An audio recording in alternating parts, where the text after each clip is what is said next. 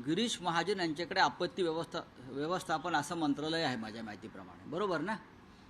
ते सुद्धा मोठ्या मिन्नतवाऱ्या करून त्यांना मंत्रिमंडळात घेतल्याची माझी माहिती आहे. त्यांना मंत्रिमंडळ घेण्यास केंद्रीय समितीचा विरोध होता, कारण यांच्या भ्रष्टाचाराची आणि इतर अशी प्रकरणं आहेत.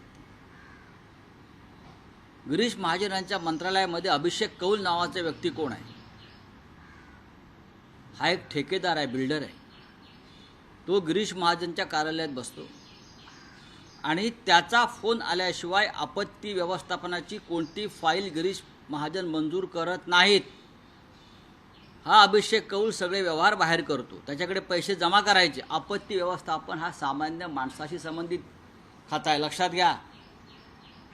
350 फाईल गिरीश महाजन यांच्या मंत्रालयामध्ये पडून आहेत, कारण त्या 350 फाईलचे व्यवहार व्हायचे आहेत.